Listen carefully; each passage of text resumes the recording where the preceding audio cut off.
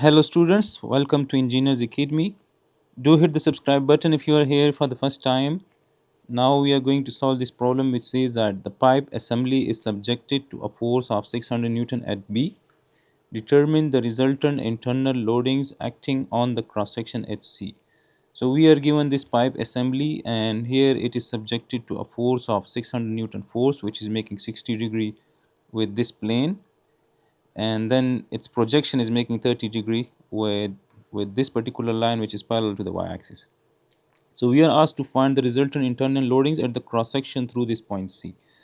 So what we are going to do is that we are going to consider this segment of the pipe assembly and we will try to find the internal loadings. So if we are going to considering this particular segment of the entire assembly, then we are not going to consider this part, and since in this particular segment we are having the support at A, so there is no need to find the support reactions at A if we are going to consider this particular part of the assembly.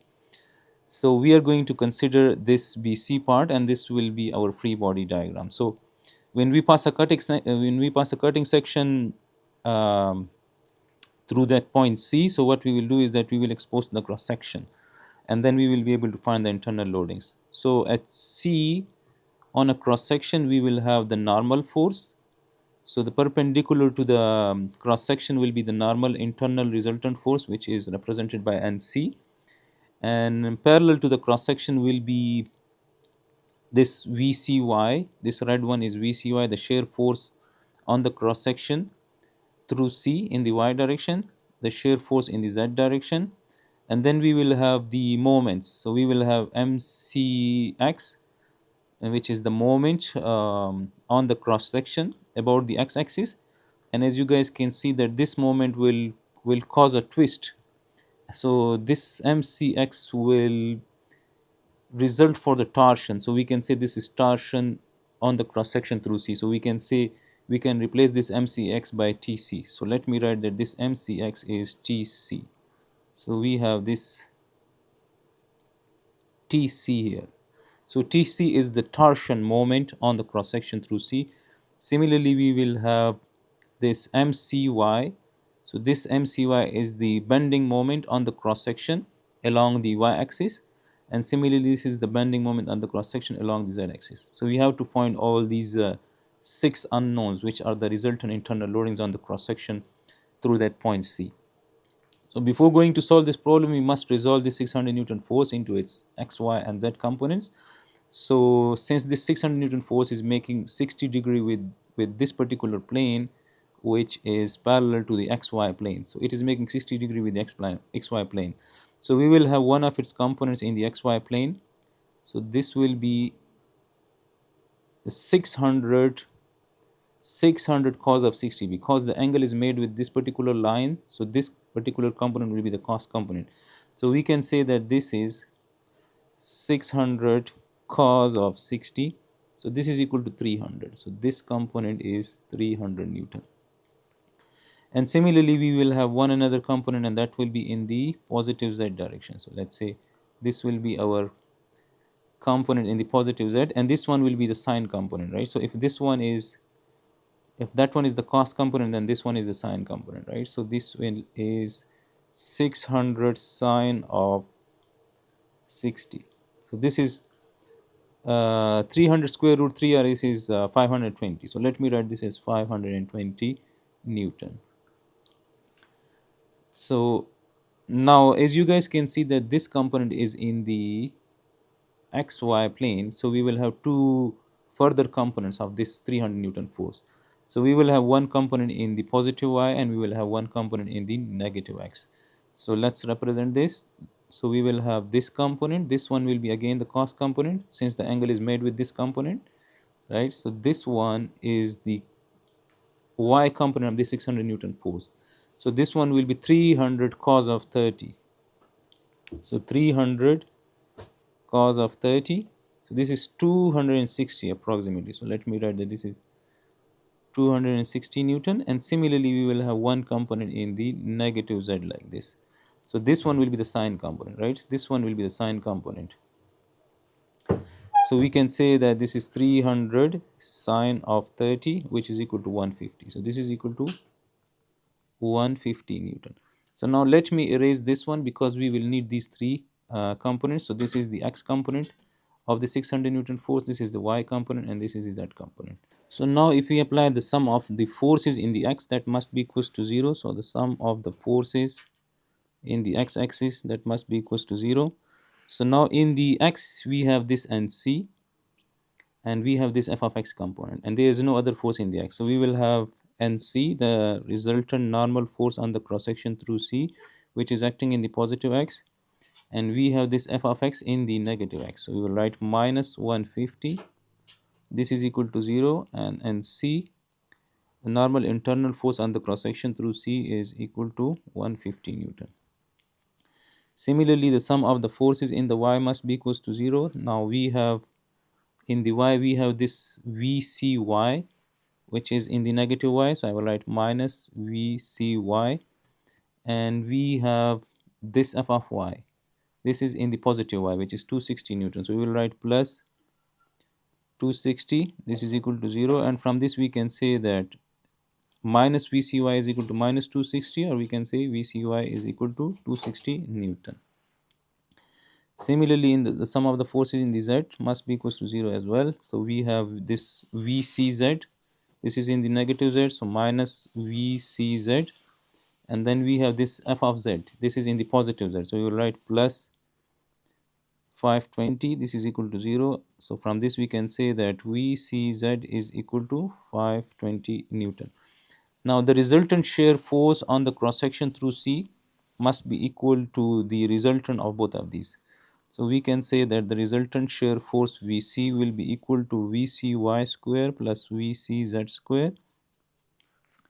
And always you guys can use the Pythagoras theorem. So this will be 260 square plus 520 square under the square root. So this gives us 260 square plus 520 square. This gives me 581.37. So the resultant shear force on the cross section through that point C is 581.38 Newton.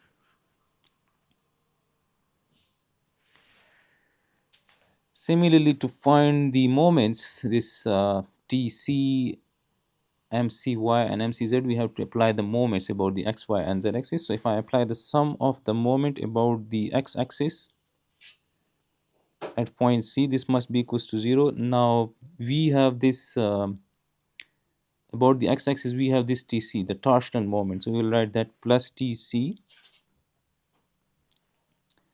and these three forces, they are passing through this point C, or they are intersecting with the x-axis, so they are not going to produce the moment about the x-axis or any of the axes, because they are intersecting with all the three axes. So now you guys can see we want to find the moment about the x-axis. This component is parallel to the x-axis, it's not going to produce the moment about the x-axis. So this component is producing the moment about the x-axis in this direction, like in this direction. And if we curl our right hand fingers in this direction, so the thumb will point out in the negative x. So this means that f of y is producing the clockwise moment about the x-axis. So we'll write minus 260 Newton is f of y, and the perpendicular distance of this 260 Newton force from that x-axis is this distance, which is 500 mm. So 500 divided by 1000 will give us 0.5 meters. Similarly, this f of z is producing the moment about the x-axis in this direction, like in this direction. And if we curl our right hand fingers in this direction, so the thumb will point out in the positive x, which means that f of z is producing the counterclockwise moment. So for counterclockwise moment, we'll write plus f of z is 520, and the perpendicular distance of this f of z from that x-axis is this distance, or we can say this distance, right? If I extend this f of z, then this is the perpendicular distance, which will be the moment arm. So this is 400 mm. So 400 divided by 1000 will give us 0.4. So 400 divided by 1000 is 0.4. So the moment arm is 0.4, and this must be equals to 0. So we can say that the resultant torsional moment on the cross section through C will be equal to plus 260 into 0.5 minus 520 into 0.4. So 260 into 0.5 minus 520 into 0.4. So this gives us minus 78. So TC is equal to minus 78 Newton meter.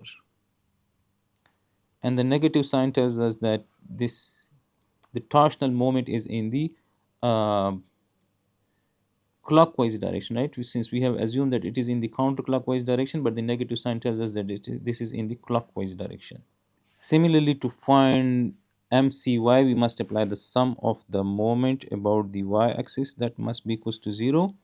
Now we have this MCY, since we have assumed that it is in the counterclockwise direction, since no, we have assumed that it is in the clockwise direction, since the arrow is in the negative y. If we curl our right hand fingers in this direction, so the thumb is in the negative y, this means that MCY, the assumed direction of MCY, is in the clockwise direction. So we will write minus MCY.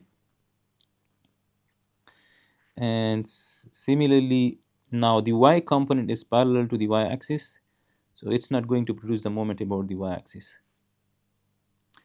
Similarly, this f of x is producing the moment about the y-axis in this direction, and if we curl our right hand fingers in this direction, so the thumb will point out in the negative y. So this means that f of x is producing the clockwise moment about the y-axis.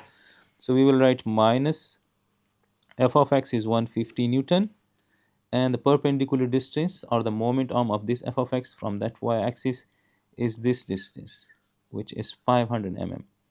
So 500 mm in meters is 0.5.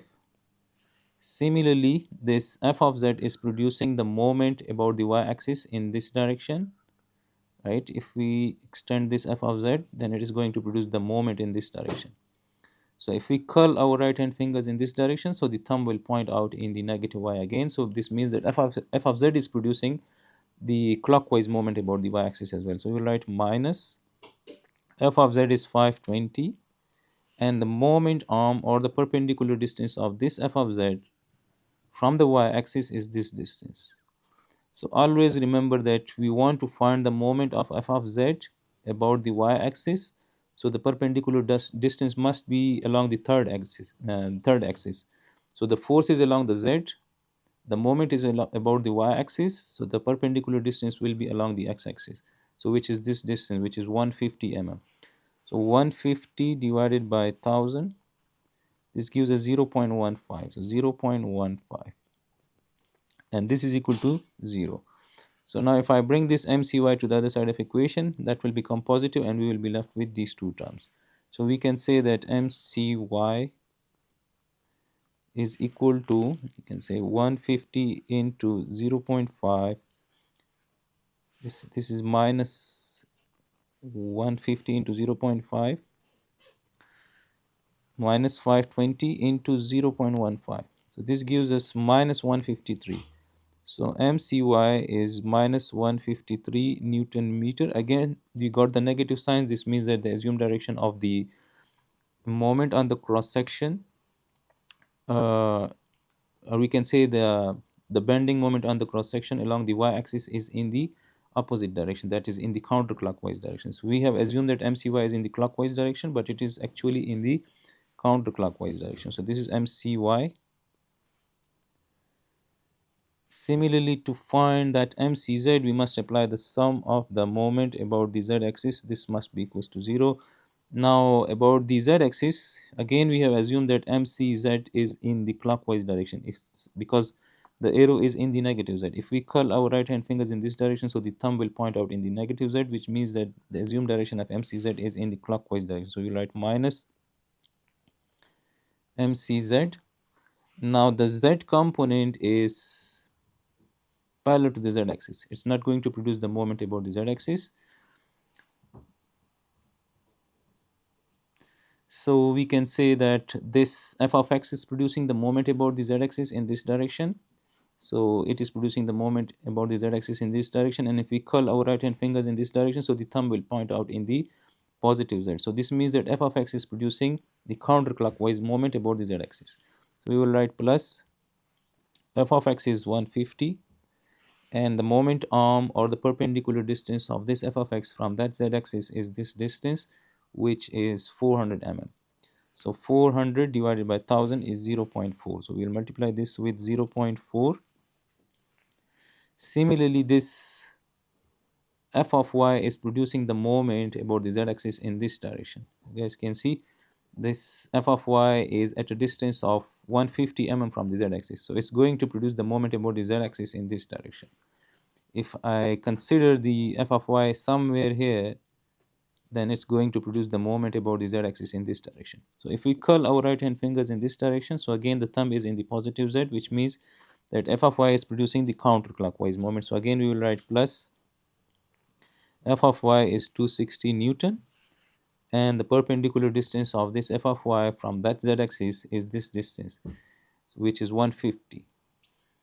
So 150 is again 0.15 meters. So 0.15, and this is equal to 0. So if I bring this mcz to the other side of equation, that will become positive and we will be left with this. So we can say that mcz is 150 into 0.4 plus 260 into 0.15, which is 99, right? So 99 mcz is equal to 99 Newton meter. So now, as we have discussed, that this is the internal bending moment on the cross section along the y-axis. This is the internal bending moment on the cross section along the z-axis. So both of them will sum for the resultant internal bending moment. So we can say that the resultant bending moment on the cross section through C is mc, which is equal to mcy square plus mcz square. So mcz is 99 square. So this will give us 153 square plus 99 square. This gives us 182.24. So MC is 182.24 Newton meter. So this is the resultant internal bending moment on the cross section through C for that pipe assembly. This is the internal torsion on the cross section through that point C, and this is the resultant shear force on the cross section through that point C for that given force of 600 Newton force on the pipe assembly. So this is the solution of this particular problem. I hope this will help you in your learning. Do subscribe Engineers Academy for the solution of such more problems from Mechanics of Materials by R.C. Hibbeler.